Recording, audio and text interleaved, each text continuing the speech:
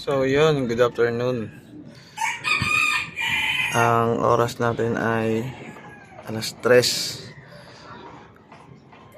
So pagpa-power feeding tayo sa mga PKBM natin na may kasamang feeder. So yan, pakainin natin sila ng 2BPEX. Ito yung 2BPEX.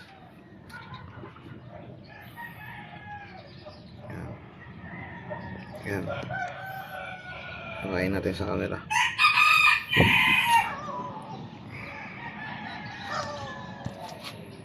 Yun.